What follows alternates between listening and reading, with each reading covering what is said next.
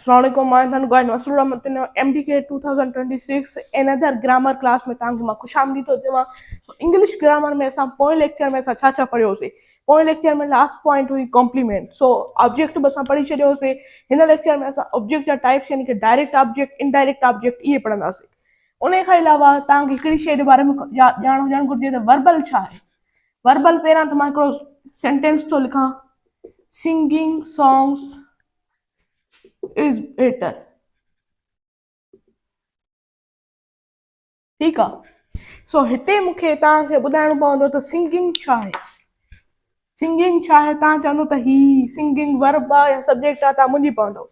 सो ॻाल्हि छाजी थी हले, सिंगिंग जी ॻाल्हि थी हले, सिंगिंग सॉन्ग्स जी ॻाल्हि थी हले। त सिंगिंग जी ॻाल्हि थी हले त वर्बल उहे शयूं हूंदियूं आहिनि जेके नज़र कंहिं वांगुरु ईंदियूं, वर्ब वांगुरु नज़र ईंदियूं, बट फंक्शन कहिड़ो कंहिं वांगुरु कंदियूं, सब्जेक्ट। ठीकु आहे। अहिड़ियूं शयूं जेके असांखे वर्ब वांगुरु नज़र अचनि पर कमु सब्जेक्ट वारो कनि त असां हुनखे वर्बल चवंदा आहियूं। सो इहा तव्हांखे ख़बर हुजणु घुरिजे। उन खां अलावा हाणे अचो ऑब्जेक्ट ते। त ऑब्जेक्ट जेके हूंदा आहिनि, हिकिड़ा हूंदा आहिनि direct object, indirect object. Object घणनि क़िस्मनि जा हूंदा अथव। हिकिड़ो हूंदो आहे वर्ब जो ऑब्जेक्ट, ॿियो हूंदो आहे कॉम्प्लीमेंट जो ऑब्जेक्ट, न प्रेपोजिशन जो ऑब्जेक्ट, ॿियो हूंदो आहे वर्बल जो ऑब्जेक्ट। टिनि क़िस्मनि जा ऑब्जेक्ट हूंदा आहिनि। हाणे टिनी क़िस्मनि जा ऑब्जेक्ट जा मां जुमिला थो लिखां। पहिरां त ॾिसो, Aslam went to school। Number 2 sentence तो लिखा, Aslam gave Zahid a pen. ठीकु आहे। ऐं ॿियो जुमिलो तो मां लिखां, Aslam gave pen and book. Aslam gave a pen and a book। ठीकु आहे। ये टे जुमिला लिखिया आहिनि। हाणे टिनी जो अंदाज़ो लॻा। ही आहे प्रेपोजिशन। ठीकु आहे। प्रेपोजिशन जो ही आहे ऑब्जेक्ट स्कूल। ही आहिनि वर्ब जा ऑब्जेक्ट, गेव छा आहे वर्ब आहे। उन खां अलावा ही जेके आहिनि, ही जेके आहिनि, हे आहिनि, ही बि प्रेपोजिशन जा ऑब्जेक्ट ई आहे। सो हिनखे बि हिते लिखो। ऐं ॿियो बि हिकिड़ो लिखूं था, असलम लाइक्स सिंगिंग सॉन्ग्स। ठीकु आहे। असलम लाइक्स सिंगिंग सॉन्ग, ही आहे वर्बल जो ऑब्जेक्ट। सिंगिंग छा आहे वर्बल, ऐं सॉन्ग आहे ऑब्जेक्ट, वर्बल ऑब्जेक्ट। सो इन्हनि सभिनी जा ऑब्जेक्ट हूंदा आहिनि। पोइ डायरेक्ट इनडायरेक्ट ऑब्जेक्ट असां कंहिंखे था चई सघूं, डायरेक्ट ऑब्जेक्ट ऐं इनडायरेक्ट ऑब्जेक्ट। डायरेक्ट ऐं इनडायरेक्ट ऑब्जेक्ट सिर्फ़ु वर्ब जे ऑब्जेक्ट खे चइबो आहे। सिर्फ़ु वर्ब जा ऑब्जेक्ट हूंदा आहिनि डायरेक्ट ऑब्जेक्ट, ॿिया हूंदा आहिनि इनडायरेक्ट ऑब्जेक्ट। ठीकु आहे। बाक़ी प्रेपोजिशन ऑब्जेक्ट हुजनि, वर्बल जा ऑब्जेक्ट हुजनि, उनखे असां डायरेक्ट इनडायरेक्ट न चवंदा आहियूं। सो ही आहे प्रेपोजिशन जो ऑब्जेक्ट, हिनखे बि न थींदो। ठीकु आहे। ऐं ही आहे वर्ब जो ऑब्जेक्ट। ठीकु आहे। हिते डायरेक्ट इनडायरेक्ट थी सघे थो। कीअं थींदो त ॾिसो, असलम गेव ज़ाहिद अ पेन। असलम ॾिनी छा, ज़ाहिद खे हिकिड़ी पेन। त ज़ाहिद छा ॾिनी, इहो थियो रिसीवर। ठीकु आहे। ऐं हीअ पेन छा थी वई, इहा थी वई रिसीव्ड। हिन ज़ाहिद छा कई, रिसीव कई। सो जेके रिसीवर हूंदा आहिनि सेंटेंस जा, उहे हूंदा आहिनि इनडायरेक्ट ऑब्जेक्ट, इनडायरेक्ट ऑब्जेक्ट। पर जेका रिसीव कबी आहे शइ, उनखे चइबो आहे डायरेक्ट ऑब्जेक्ट। ठीकु आहे। अहिड़ी तरह सां ज़ाहिद छा थी वियो, इहो थी वियो इनडायरेक्ट ऑब्जेक्ट, ऐं पेन छा थी वई, डायरेक्ट ऑब्जेक्ट। इहा तव्हांखे ख़बर हुजणु घुरिजे। पर प्रेपोजिशन ऑब्जेक्ट जेकॾहिं अहिड़ी तरह हुजे, Aslam gave a pen and a book, त ही छा थी वियो, फर्स्ट हिनखे चइबो ऐं हिनखे छा चइबो, सेकंड चइबो। हिन में डायरेक्ट इनडायरेक्ट वारो चकर बिल्कुलु न हूंदो। असलम लाइक सिंगिंग सॉन्ग्स, इहा आहे वर्बल, हीअ आहे वर्बल जो ऑब्जेक्ट। ठीकु आहे। सिंपली हिन में को बि डायरेक्ट इनडायरेक्ट वारो चकर न हूंदो आहे।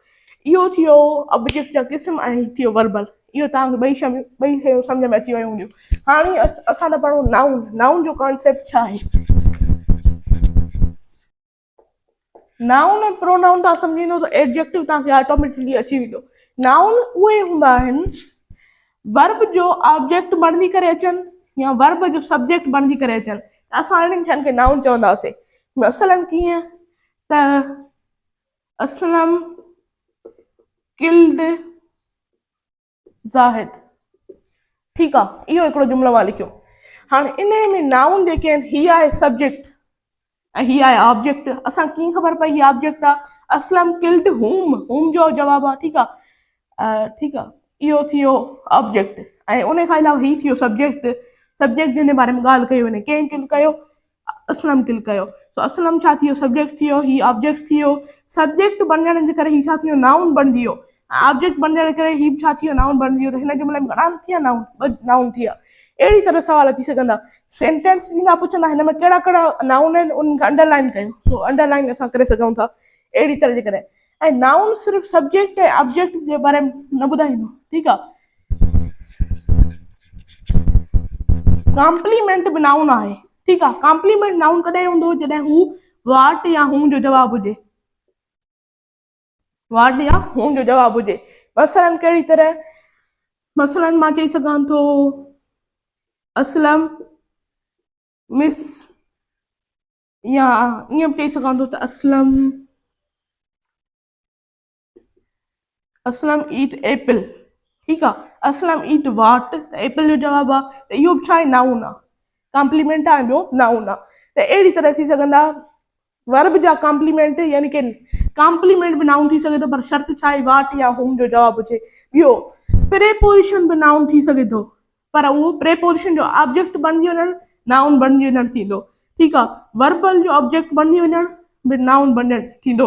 जीअं वर्बल जो मां तव्हांखे मिसाल ॾियां, सिंगिंग सॉन्ग्स इज़ बेटर, ठीकु आहे। सिंगिंग सॉन्ग इज़ बेटर, त सॉन्ग छा आहे, ऑब्जेक्ट आहे, पर ही आहे वर्बल जो, त वर्बल छा थी वियो, नाउन थी वियो, ठीकु आहे। अहिड़ी तरह इहो आहे नाउन जो कॉन्सेप्ट। हाणे प्रोनाउन छा आहे? प्रोनाउन यानी कि नाउन रिप्लेसर, यानी कि suitable noun replacer, suitable noun replacer, ठीकु आहे। जेके बि सूटेबल नाउन रिप्लेसर हूंदा, जिते जिते नाउन हूंदो मीन्स उते उते प्रोनाउन हूंदो। यानी कि सब्जेक्ट में प्रोनाउन थी सघे थो, ऑब्जेक्ट में प्रोनाउन थी सघे थो, कॉम्प्लीमेंट वाट या हूं जो जवाबु हुजे त उते प्रोनाउन अची सघे थो। प्रेपोजिशन ऑब्जेक्ट बणिजी वञनि, नाउन बणिजी वञनि था, त उते बि प्रोनाउन अची सघे थो। वर्बल जो ऑब्जेक्ट बणिजी वञण बि नाउन बणिजी वञणु आहे, त हिते बि प्रोनाउन अची सघे थो। यानी कि मां लिखां थो, sorry, Aslam writes a letter, हिते ठीकु आहे। असलम जे बारे में ॻाल्हि कई थी वञे, इहो सब्जेक्ट आहे, ऐं ही लेटर छा आहे, इहो आहे हिकिड़ो ऑब्जेक्ट, ठीकु आहे। वाट या हूं जो जवाबु आहे। सो वॉइस बि चेंज करे सघे थो। ॿ शयूं ऑब्जेक्ट जे बारे में, हिकिड़ो वाट या हूं जो जवाबु हुजे, ॿियो वॉइस चेंज करे सघे। सो हिते मां जेकॾहिं हटाए करे ही थो लिखां, ऐं हिते मां इट थो लिखां, त इहो छा थी वियो, सूटेबल नाउन रिप्लेसर थी वियो। ॾिसो, जेकॾहिं मर्द हो, असलम हो, त ही ॾिनोसीं, ऐं ॿियो हिते इट ॾिनोसीं, यानी कि असांजो छा थी वियो, सूटेबल नाउन रिप्लेसर। सिर्फ़ु ईअं चऊं नाउन रिप्लेसर, इहो सही न आहे। Suitable noun replacer is called pronoun. त हाणे असांजो अची वियो एडजेक्टिव। मां चयुमि जेकॾहिं तव्हांखे नाउन प्रोनाउन अची वेंदो, इहो कॉन्सेप्ट तव्हांखे सम्झ में अची वेंदो, एडजेक्टिव बि तव्हांखे अचणु घुरिजे। सो एडजेक्टिव, एडजेक्टिव छा आहे? एडजेक्टिव जो अलॻि कॉन्सेप्ट आहे, जेको नाउन एंड प्रोनाउन ॿिन्ही जे बारे में ज़ाती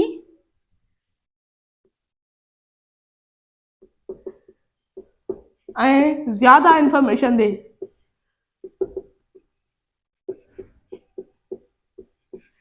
जो नाउन प्रोनाउन के बारे में ज़ाती और ज़्यादा इंफॉर्मेशन दे, उसको एडजेक्टिव कहते हैं, ठीकु आहे। एडजेक्टिव असां कीअं था चई सघूं? जीअं मां ॿ सेंटेंस लिखां थो, Aslam is doctor, Aslam is good. सो हिते ॿ मां सेंटेंस लिखा। हाणे ॾिसो, जेको फर्स्ट सेंटेंस आहे, फर्स्ट सेंटेंस ॿुधाए थो त असलम छा आहे, हिकिड़ो डॉक्टर आहे, त इहो हुनखे प्रोफेशन खे ज़ाहिर थो करे, प्रोफेशनली छा आहे, डॉक्टर आहे। पर हिते ॾिसो, असलम छा आहे, हिकु सुठो इंसानु आहे, ठीकु आहे, हिकिड़ो सुठो आहे। असलम इज़ गुड, असलम छा आहे, गुड आहे, यानी कि हिकिड़ो जेको रियल लाइफ आहे, लाइफ जे अंदरि पंहिंजे फ्रेंड सां, फैमिली सां छा आहे, सुठो आहे। त हीअ असांजो गुड छा थी वेंदो, एडजेक्टिव थींदो, पर हीअ असांजो छा थी वेंदो, हीअ कॉम्प्लीमेंट थी वेंदो, ठीकु आहे। इहो ई फ़र्क़ु आहे एडजेक्टिव ऐं कॉम्प्लीमेंट में। त अॼु जो लेक्चर एसि ताईं। जेकॾहिं मुंहिंजो तव्हांखे लेक्चर पसंदि आहे, मुंहिंजे लेक्चर खे ज़रूरु लाइक कयो। को बि सवाल आहे त कमेंट में पुछी सघो था।